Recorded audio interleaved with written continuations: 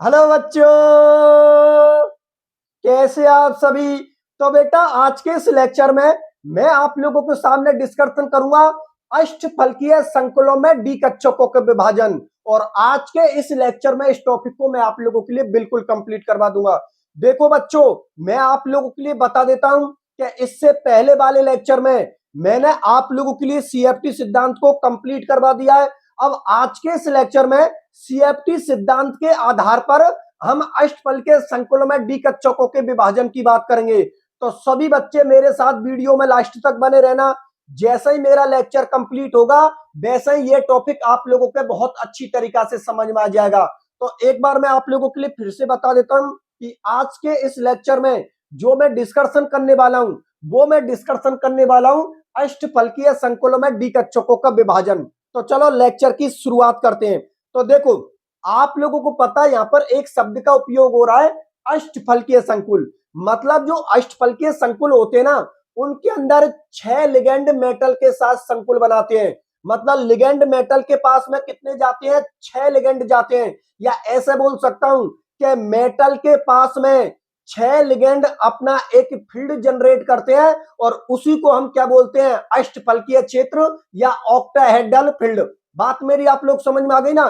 तो जब 6 ligand metal के साथ संकुल बनाने के लिए जाते हैं तो आप लोगों को पता है कि मेटल की जो डी ऑर्बिटल होती है उनके पास में इलेक्ट्रॉन होते हैं और लिगेंडों के पास में भी इलेक्ट्रॉन होते हैं। तो जब लिगेंड मेटल के साथ संकुल बनाने के लिए जाते हैं तो लिगेंड के इलेक्ट्रॉन और मेटल की डी कक्षकों के इलेक्ट्रॉन आपस में एक दूसरे को प्रतिकर्षित करते हैं। मतलब आपस में एक दूसरे को रिपल्सन करते हैं, क्योंकि हम अच्छी तरीका से जानते हैं कि जो समान आवेश होते हैं वो एक दूसरे को प्रतिकर्षित करते हैं और जो विपरीत आवेश होते हैं वो एक दूसरे को आकर्षित करते हैं। तो लिगेंडो के पास में भी इलेक्ट्रॉन प्रेजेंट होते हैं और मेटल की डी ऑर्बिटल के पास में भी इलेक्ट्रॉन प्रेजेंट है। तो इलेक्ट्रॉन इलेक्ट्रॉन एक दूसरे को क्या करेगा? रिपल्सन करेगा, मतलब प्रतिकर्षण करेगा। तो प्रतिकर्षण की वजह से उन T2G और EG कक्षकों का क्या हो जाता है? विभाजन हो जाता है। बात मेरी आप लोग समझ में आ गई ना। क्या जब 6 लिगेंड मेटल के साथ संकुल बनाने के लिए जाते हैं तो मेटल की डी ऑर्बिटलों के पास में इलेक्ट्रॉन पहले से प्रेजेंट होते हैं, लिगेंड के पास में भी इलेक्ट्रॉन प्रेजेंट होते हैं। ये इलेक्ट्रॉन इलेक्ट्रॉन एक दूसरे को क्या करते हैं? प्रतिकर्षित करते हैं और उन प्रतिकर्षण की वजह से मेटल की जो 5 डी ऑर्बिटल है उनका क्या हो जाता है? विभाजन हो जाता है। अब बात ये होती है कि मेटल की जो 5 डी ऑर्बिटल होती है उनमें 3 T2G कक्षक होती है और 2 EG कक्षक होती है। तो जब लिगेंड मेटल के पास में संकुल बनाने के लिए जाता है तो उसके सामने जो भी डी ऑर्बिटल होंगी, बिल्कुल एक सामने जो भी डी ऑर्बिटल होंगी उनको वो ज्यादा प्रतिकर्षित करेगा, और जो उसके सामने नहीं होंगी या ऐसे बोल दूं जो उसके पीछे की तरफ होंगी या दाएं बाएं और होंगी उनको लिगेंड कम प्रतिकर्षित करेगा। एक बार फिर से मैं आप लोगों के लिए बता देता हूं। 6 लिगेंड मेटल के साथ संकुल बनाने के लिए जा रहे हैं, ठीक है ना। लिगेंड के पास में इलेक्ट्रॉन प्रेजेंट होते हैं, ये आप लोगों को पता है, क्योंकि लिगेंड की तो डेफिनेशन ही यही होती है कि उन सभी को हम लिगेंड बोलते हैं जिनके पास कम से कम एक इलेक्ट्रॉन युग्म उपस्थित हो। मतलब लिगेंड के पास में इलेक्ट्रॉन प्रेजेंट होते हैं और मेटल के पास में भी इलेक्ट्रॉन प्रेजेंट होते हैं। तो जब 6 लिगेंड मेटल के पास में संकुल बनाने के लिए जाते हैं तो लिगेंड के इलेक्ट्रॉन और मेटल के इलेक्ट्रॉन एक दूसरे को क्या करते हैं? प्रतिकर्षित करते हैं। प्रतिकर्षण की वजह से जो मेटल की 5 डी ऑर्बिटल है उनका क्या हो जाता है? विभाजन हो जाता है। अब वो विभाजन किस प्रकार से होगा वो मुझे आप लोगों के लिए समझाना है। तो देखो, जो मेटल की डी ऑर्बिटल लिगेंडो के बिल्कुल सामने है या लिगेंडो के बिल्कुल पास में है उनको लिगेंड ज्यादा प्रतिकर्षित करेंगे, और जो मेटल की डी ऑर्बिटल पीछे की तरफ है या लेफ्ट राइट की तरफ है उनको लिगेंड कम प्रतिकर्षित करेगा। इस कॉन्सेप्ट को मैं आप लोगों के लिए बोर्ड पर एक्सप्लेन कर देता हूं। तो बोर्ड की तरफ देखिए, आप लोगों को पता है कि डी की कितनी ऑर्बिटल होती है? 5 ऑर्बिटल होती हैं, जिनके नाम होते हैं D X Y, D Y Z, D X Z, D X square minus Y square, D Z square, जिनमें 3 T2G की होती है और 2 EG की होती हैं। इनको मैं आप लोगों के लिए बोर्ड पर एक्सप्लेन कर देता हूं। देखो बच्चों, डी की कितनी ऑर्बिटल होती है? 5 ऑर्बिटल होती है। ये देखो, मैंने डी की यहां पर आप लोगों के सामने 5 ऑर्बिटल लिख दी है। अब इनके मैं आप लोगों के सामने नाम लिख देता हूं। देखो, ये हो गई आप लोगों की डी एक्स वाई, ये हो गई डी वाई जेड, डी ये हो गई डी एक्स जेड, ये हो गई D X square minus Y square और ये हो गई डी जेड स्क्वायर, ठीक है ना। इनको हम किसके नाम से जानते हैं? T2G कक्षकों के नाम से। इनका नाम होता है T2G कक्षक और इनका नाम होता है EG कक्षक। इनका नाम होता है EG कक्षक। यहां पर लिख देता हूं, ये डी ऑर्बिटल किसकी है? धातु या धातु आयन की, ठीक है ना। मेटल भी हो सकता है या उसके ऊपर कोई चार्ज हो सकता है। अब देखो ध्यान से समझना, अभी मैंने आप लोगों से क्या बात बोली है कि 6 लिगेंड जब मेटल के साथ संकुल बनाने के लिए जाते हैं तो मेटल की डी ऑर्बिटल उनको सामने की तरफ मिलती हैं। तो जो डी ऑर्बिटल मेटल के बिल्कुल सामने है उनको लिगेंड ज्यादा प्रतिकर्षित करेंगे और जो पीछे की तरफ है उनको लिगेंड कम प्रतिकर्षित करेंगे। सपोज कीजिए इधर से आप लोगों का लिगेंड आ रहा है, ठीक है ना, इधर से आप लोगों का लिगेंड आ रहा है और आप लोगों को पता है कि लिगेंडों के पास में इलेक्ट्रॉन प्रेजेंट होते हैं और लिगेंड कौन से क्षेत्र से आ रहा है? अष्टफलकीय क्षेत्र से, क्योंकि हमारा टॉपिक क्या चल रहा है? अष्टफलकीय संकुलों में डी कक्षकों का विभाजन। तो ये जो लिगेंड मेटल के पास में आ रहा है ये कौन से क्षेत्र से आ रहा है बच्चों? अष्टफलकीय क्षेत्र से, ठीक है ना। कौन से क्षेत्र से आ रहा है? अष्टफलकीय क्षेत्र से। अब देखो ध्यान से समझना, यहां से लिगेंड चला किसके पास में? मेटल के पास में। तो जब वो मेटल के पास में आता है तो जो डी ऑर्बिटल उसको सामने की तरफ मिलेंगी उनका प्रतिकर्षण वो ज्यादा करेगा और जो डी ऑर्बिटल पीछे की तरफ होंगी उनका प्रतिकर्षण वो कम करेगा। क्योंकि आप लोगों को पता है कि जब भी दो पक्षों के बीच में लड़ाई होती है तो जो सामने की तरफ होता है ना उसी की धुनाई ज्यादा होती है, फोड़ फोड़ के उसका चेहरा सुझा देते हैं। क्यों? क्योंकि जो सामने की तरफ होगी उसी का प्रतिकर्षण ज्यादा होगा। या दो पक्षों के बीच में जब भी लड़ाई होगी तो जो सामने की तरफ बिल्कुल सबसे आगे रहेगा उसी की पिटाई सबसे बढ़िया होती है। तो यहां पर लिगेंड चला मेटल के पास में, सामने उसको कौन मिल जाती है? ईजी कक्षक मिल जाती हैं और T2D कक्षक पीछे की तरफ होती हैं।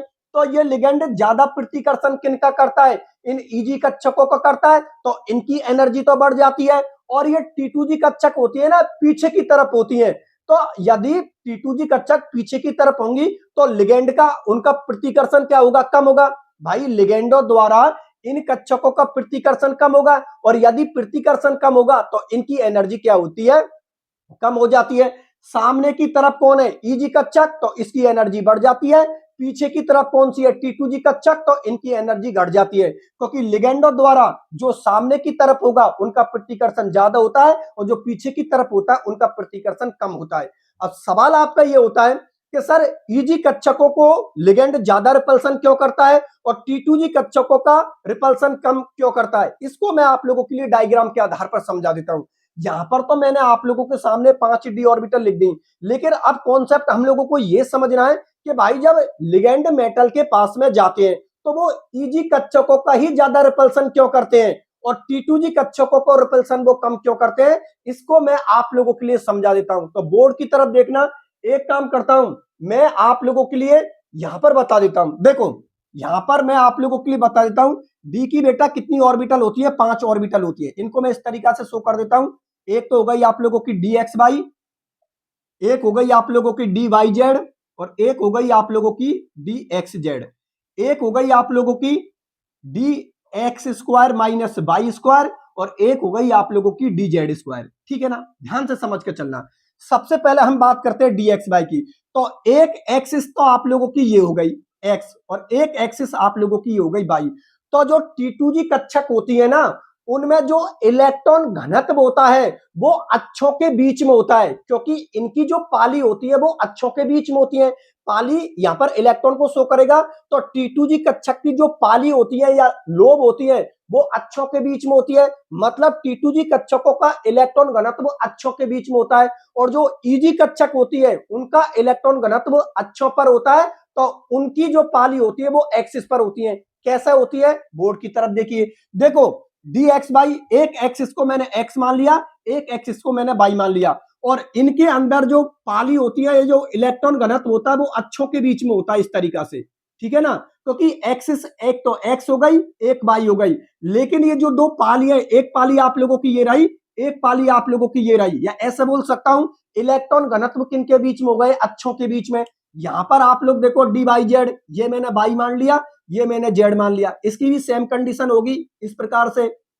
इलेक्ट्रॉन घनत्व अच्छों के बीच में होगा। इसकी भी सेम कंडीशन होगी आप लोगों की इस तरीका से, इलेक्ट्रॉन घनत्व किन के बीच में होगा, अच्छों के बीच में। ये मैंने एक्स एक्सिस मान ली और ये मैंने आप लोगों के सामने जेड एक्सिस मान ली।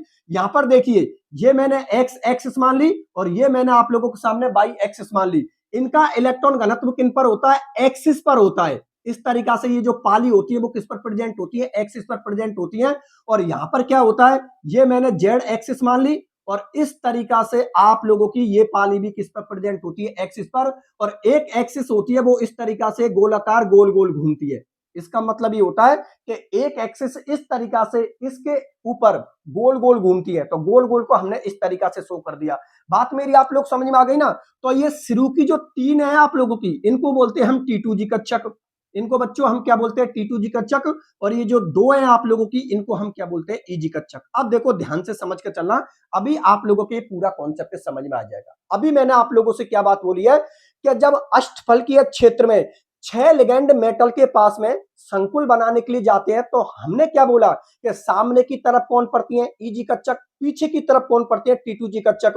तो EG कक्षकों पर लिगेंडों का ज्यादा रिपल्सन होगा और T2G कक्षकों पर रिपल्सन कम होगा। अब वो EG कक्षकों पर रिपल्सन ज्यादा क्यों होगा, T2G कक्षकों पर रिपल्सन कम क्यों होगा, उस बात को मुझे आप लोगों के लिए एक्सप्लेन करना है। तो बोर्ड की तरफ देखिए, ये डी की 5 ऑर्बिटल मैंने आप लोगों को सामने लिख दी। ये तीन आप लोगों की T2G हो गई, DXY, DYZ, DXZ, और ये दो आप लोगों की EG कक्षक हो गई, DX² minus Y² DZ²।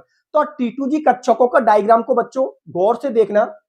T2G कक्षकों में जो ये पाली होती है वो एक्सिस के बीच में प्रेजेंट होती है, क्योंकि एक एक्सिस तो आप लोगों की एक्स हो गई, एक एक्सिस आप लोगों की वाई हो गई, और ये जो पाली होती है जो कि किसको शो करती है, इलेक्ट्रॉन घनत्व को शो करती हैं। और वो इलेक्ट्रॉन घनत्व किन के बीच में होगा, एक्सिस के बीच में प्रेजेंट होगा। इसको देखिए, ये दोनों पाली एक्सिस के बीच में प्रेजेंट है, मतलब इलेक्ट्रॉन घनत्व एक्सिस के बीच में।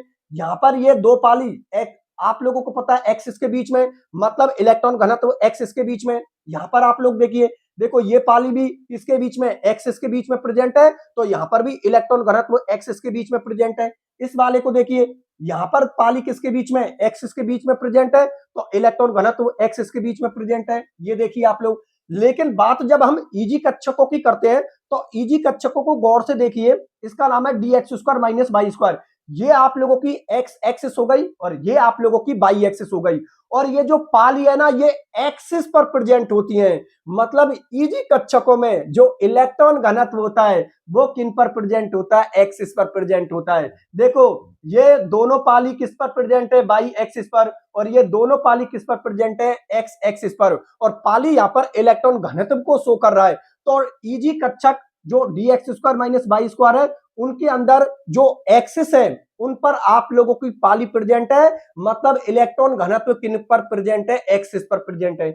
इस वाले को देखिए, ये DZ² आप लोगों की कक्षक है, इसमें आप लोगों की जेड एक्सिस हो गई और जेड एक्सिस पर आप लोगों की यहां पर पाली प्रेजेंट है। एक एक्सिस आप लोगों की इस तरीका से राउंड राउंड गोल गोल घूम रही है, ठीक है ना। तो यहां पर भी इलेक्ट्रॉन घनत्व किन पर प्रेजेंट है, एक्सिस पर प्रेजेंट है। तो ये बात निकलकर सामने आई है कि जो T2G कक्षक होती है उनमें इलेक्ट्रॉन घनत्व अक्षों के बीच में प्रेजेंट होता है, क्योंकि इनकी पाली अक्षों के बीच में प्रेजेंट होती है। और जो EG कक्षक होती है उनमें इलेक्ट्रॉन घनत्व अक्षों पर प्रेजेंट होता है, क्योंकि इनकी पालियां अक्षों पर प्रेजेंट होती हैं, ठीक है। तो जब लिगेंड मेटल के पास में अष्टफलकीय क्षेत्र में संकुल बनाने के लिए जाता है, तो वो एक्सिस से होकर जाता है, अक्षों से होकर जाता है। तो अक्षों पर तो पहले से ही EG कक्षक प्रेजेंट है, तो यहां पर EG कक्षकों का इलेक्ट्रॉन घनत्व ज्यादा होगा, मतलब EG कक्षक के पास में इलेक्ट्रॉन प्रेजेंट है और लिगेंड के पास में भी इलेक्ट्रॉन प्रेजेंट है। तो जैसे ही वो एक्सिस से होकर लिगेंड मेटल के पास में आएगा, तो EG कक्षक के इलेक्ट्रॉन और लिगेंड के इलेक्ट्रॉन एक दूसरे का क्या करेंगे, प्रतिकर्षण करेगा, और प्रतिकर्षण करने की वजह से इन EG कक्षकों की एनर्जी को वो क्या करते हैं, बढ़ा देते हैं। और ये जो T2G कक्षक होती है ना, इनकी एनर्जी को वो कम कर देते हैं। वो इसलिए क्योंकि इनका इलेक्ट्रॉन घनत्व होता है वो अक्षों के बीच में प्रेजेंट होता है, और अक्षों के बीच से तो लिगेंड आ ही नहीं रहे हैं। लिगेंड जो मेटल के पास में आ रहे हैं वो एक्सिस से होकर आ रहे हैं, अच्छों से होके आ रहे हैं, और अच्छों पर इलेक्ट्रॉन घनत्व किनका ज्यादा होता है? Eg कक्षकों का। तो कॉमन सी बात है, इनको वो ज्यादा रिपल्सन करेंगे और इनकी एनर्जी को बढ़ा देंगे। और यहां पर इलेक्ट्रॉन घनत्व अच्छों के बीच में होता है, तो T2G कक्षक को भी मेटल के इलेक्ट्रॉन है वो रिपल्सन करेंगे, लेकिन इनका रिपल्सन या इनका प्रतिकर्षण कम करेंगे, क्योंकि इनका इलेक्ट्रॉन घनत्व एक्सिस के बीच में प्रेजेंट होता है। बात मेरी आप लोगों को समझ में आ गई ना? तो इस तरीका से T2G कक्षकों की जो ऊर्जा है वो तो कम हो जाएगी, और जो Eg कक्षकों की ऊर्जा है वो ज्यादा हो जाएगी, क्योंकि लिगेंड के इलेक्ट्रॉनों द्वारा Eg कक्षकों का प्रतिकर्षण ज्यादा होता है तो ऊर्जा बढ़ जाएगी। T2G कक्षकों का लिगेंडों द्वारा प्रतिकर्षण कम होता है तो इनकी एनर्जी कम हो जाएगी। अब इस डायग्राम के आधार पर मैं आप लोगों के लिए समझा देता हूं। ये पूरा कॉन्सेप्ट बच्चों आप लोगों को समझ में आ गए ना?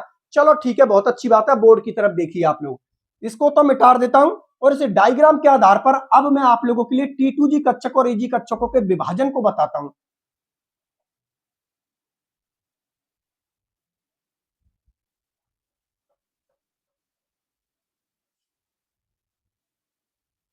देखो बच्चों, ये बात हम लोगों के समझ में आ गई कि Eg कक्षकों पर इलेक्ट्रॉन घनत्व अच्छों पर प्रेजेंट होता है, और लिगेंड मेटल के पास में जो संकुल बनाने के लिए आ रहा है वो अच्छों से या एक्सिस से होकर ही बना आ रहा है, ठीक है ना?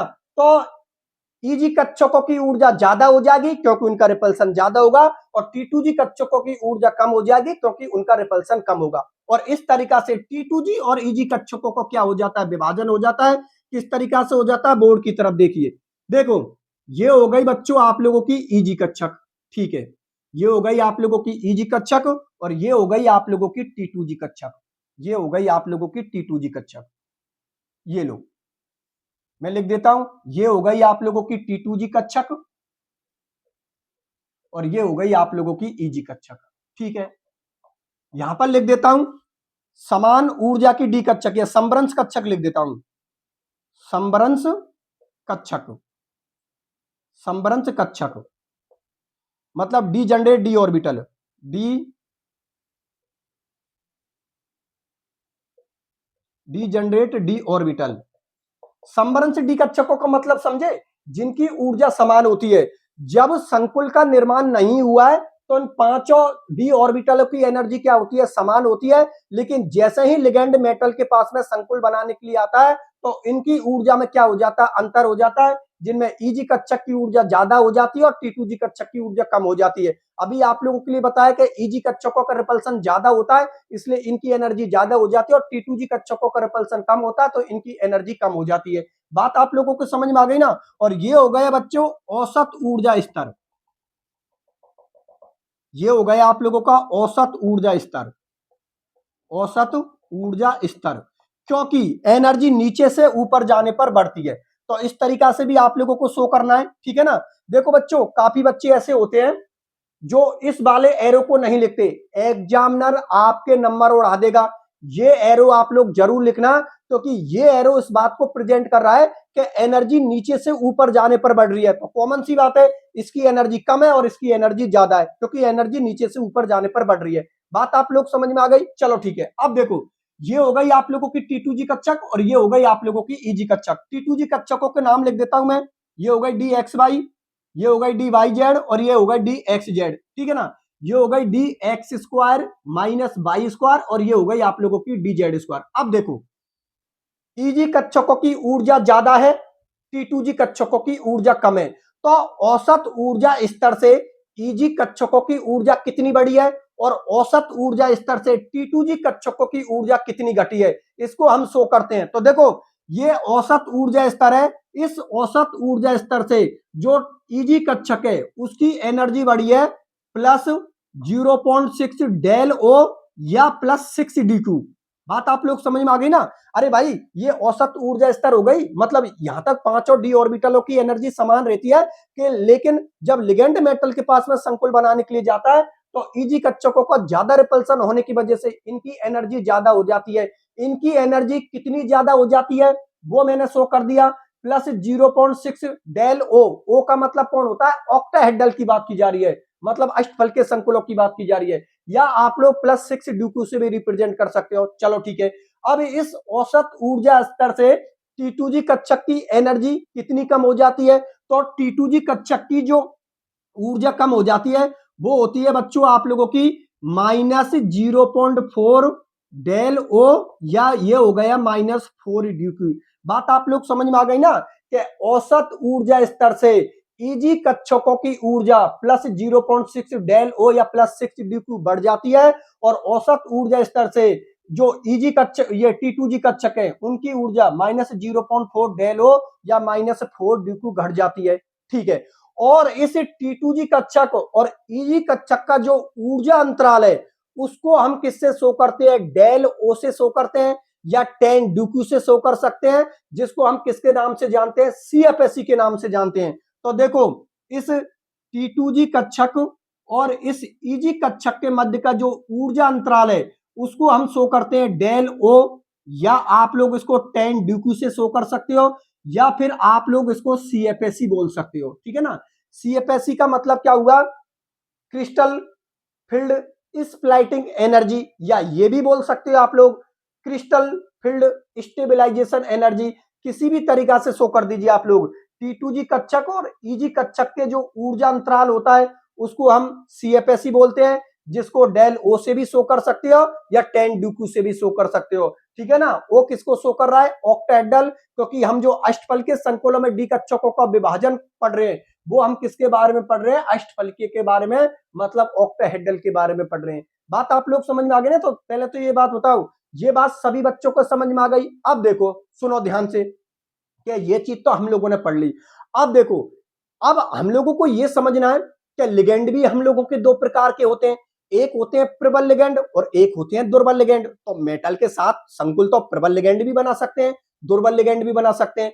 तो क्या इस T2G और ईजी कक्षकों का जो ऊर्जा अंतराल है क्या इस पर इफेक्ट पड़ेगा? अरे भाई बिल्कुल पड़ेगा। जो प्रबल लिगेंड होते हैं वो मेटल की डी ऑर्बिटल को ज्यादा रिपल्सन करते हैं या ज्यादा प्रतिकर्षित करते हैं, तो T2G और ईजी का जो ऊर्जा अंतराल है वो ज्यादा होगा। अरे भाई बिल्कुल सही बात है, नाम से ही पता लग रहा है प्रबल लिगेंड, मतलब जो लिगेंड है वो आप लोगों का प्रबल है, तो प्रबल लिगेंड होगा तो मेटल की जो डी ऑर्बिटल है उनका वो प्रतिकर्षण या रिपल्सन ज्यादा करेगा। तो यदि रिपल्सन ज्यादा होगा तो कॉमन सी बात है इस T2G और ईजी कक्षक का जो ऊर्जा अंतराल है या ये जो गैप है ना ये ज्यादा हो जाएगा। किसके केस में? प्रबल लिगेंडों के केस में। लेकिन बात यदि मैं दुर्बल लिगेंडों की करूं तो नाम से पता लग रहा है दुर्बल लिगेंड, मतलब मेटल की डी ऑर्बिटलों का ये रिपल्सन कम करता है, और यदि रिपल्सन कम करेगा तो T2G और ईजी कक्षकों का जो ऊर्जा अंतराल है ना ये क्या हो जाएगा? कम।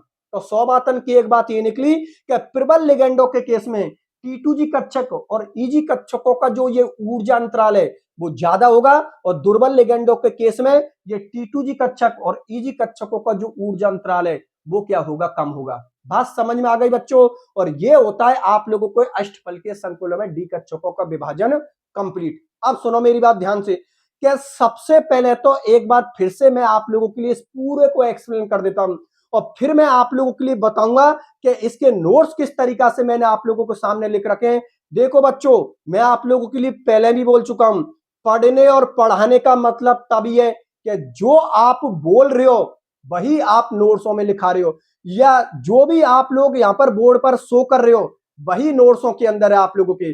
तभी पढ़ने और पढ़ाने दोनों में मजा है, क्योंकि तभी बच्चे का कॉन्सेप्ट अच्छी तरीका से क्लियर होता है कि जो नोट्सों के अंदर लिखा हुआ है उसी के अकॉर्डिंग आप लोग पढ़ा रहे हो, या ऐसे बोल सकता हूं कि जो पढ़ा रहे हो वही नोट्सों में प्रेजेंट है, तो बच्चे के बहुत अच्छी तरीका से समझ में आती है। तो जिस तरीका से मैंने आप लोगों से जितनी भी बातें बोली हैं, ठीक है ना, ये सारी बातें आप लोगों को नोट्सों के अंदर मिल जाएगी। और नोट्सों के बारे में मैंने आप लोगों के लिए बता दिया, आपको प्ले स्टोर पर जाना है, वहां से राम चतुर्वेदी एकेडमी ऐप को डाउनलोड करना है। वहां पर बच्चों ये टॉपिक के जितने भी नोट्स हैं आप लोगों को ऐप पर मिल जाएंगे, दोनों ही मीडियम में। हिंदी मीडियम वाले बच्चों को कंप्लीट नोट्स हिंदी में मिल जाएंगे, और इंग्लिश मीडियम वाले बच्चों को कंप्लीट नोट्स इंग्लिश मीडियम में मिल जाएंगे। तो बिल्कुल भी देर मत करो, प्ले स्टोर पर जाओ, वहां से राम चतुर्वेदी एकेडमी ऐप को डाउनलोड कीजिए, और इस लेक्चर को लेने के बाद एक बार आप लोग इसकी लैंग्वेज को पढ़ के देख लेना, आप लोगों को ऐसा क्लियर होगा कि दोबारा आप लोग कभी नहीं भूलने वाले। ठीक है ना? तो देखो, उसके बारे में और डिस्कशन करूंगा, उससे पहले इसको एक बार फिर से मैं आप लोगों के लिए समझा देता हूं, ध्यान से समझना।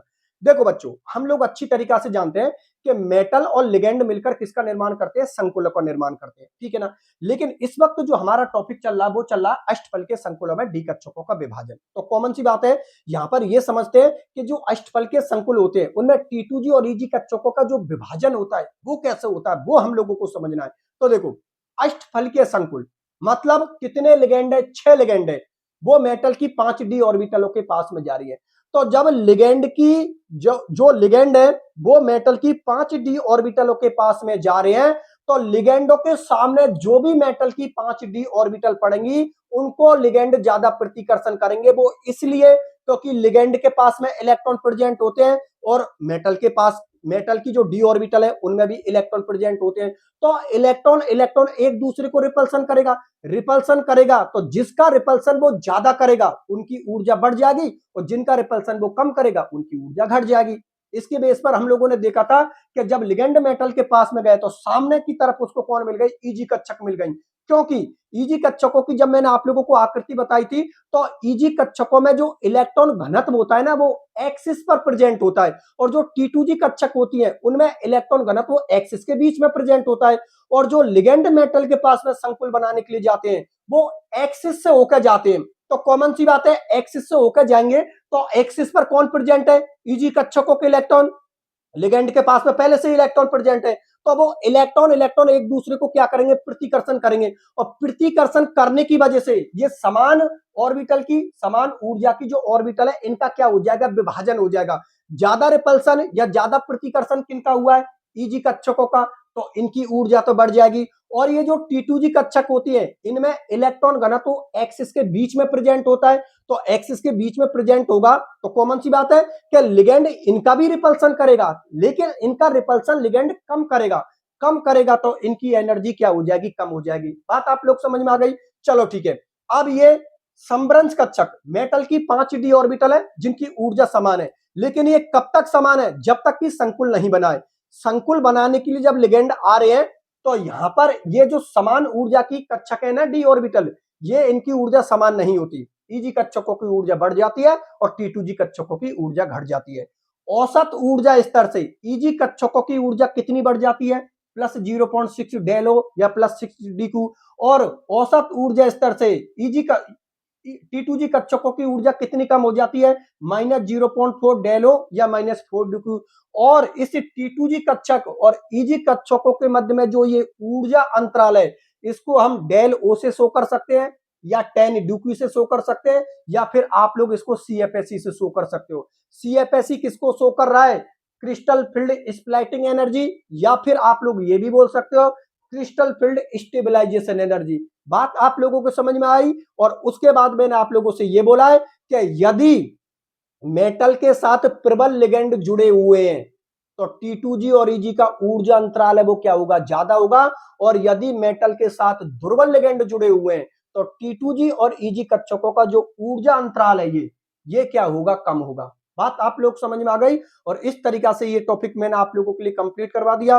नोट्स की फिर बता देता हूं बच्चों, जिस एंगल से मैंने आप लोगों को समझाया है, जो लैंग्वेज मैंने इस लेक्चर में यूज की है, ये पूरी लैंग्वेज आप लोगों को नोट्स में मिल जाएंगी, बिल्कुल डिट्टो इसी प्रकार से जिस तरीका से मैंने आप लोगों को ये डायग्राम समझाया है।